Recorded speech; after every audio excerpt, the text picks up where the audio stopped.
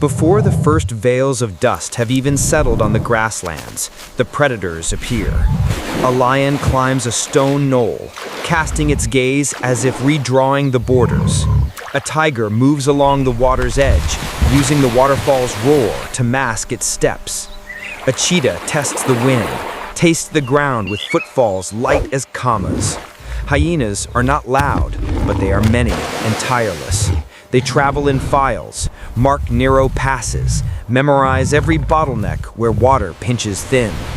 On the plain, antelope sort themselves by class, buffalo form rings, elephants raise a gray wall to shield their calves. Every creature understands a simple truth. Whoever reads the map of wind and scent correctly sets the tempo. Competition begins with a look. Young male lions face off in slanting sun. One step forward, one low roar, a tilt of the mane, and the whole savanna holds its breath.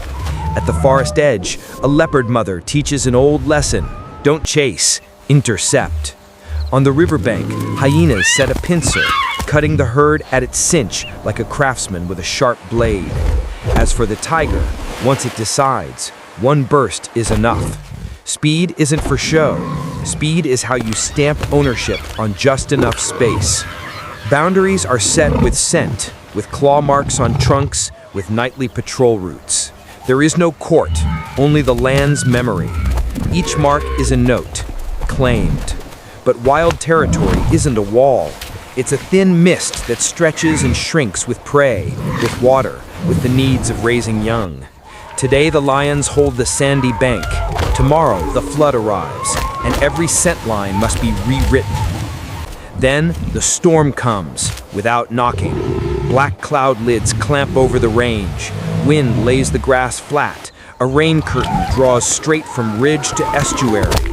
The falls swell, the river roars, the lake spills, the sea lifts its heads of waves.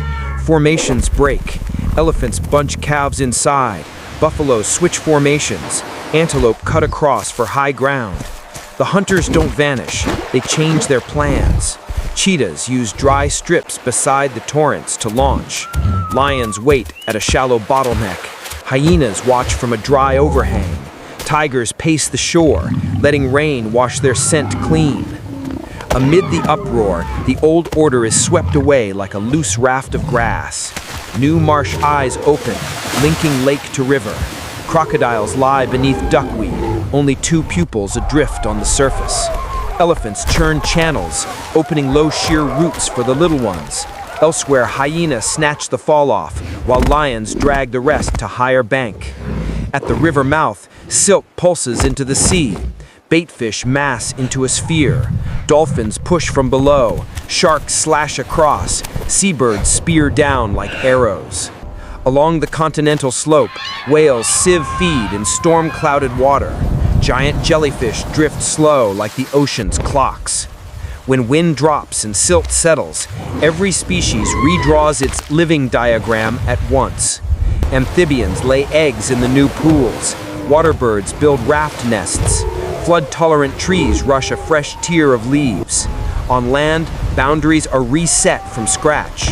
Offshore, dense prey lights a multi-level hunting cascade.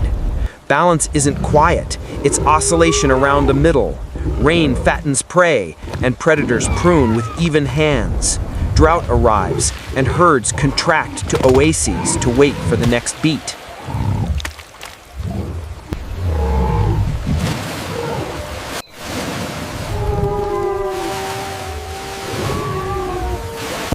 Evolutionary history is exactly this: a thin but sufficient field manual.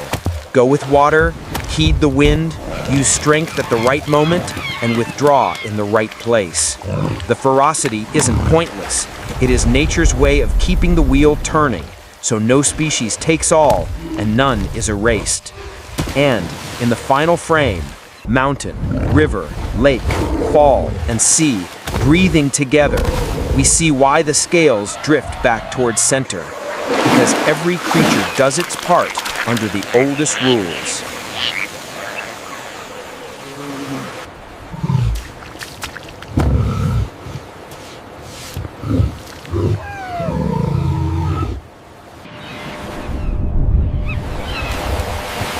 Our part is only to look closely, be grateful, and tread lightly. Leave room for rivers to spill, for forests to breathe, for seas to be deep enough for a whale's dive. When we respect that order, we are not outside nature. We are in our right place within the long story of balance.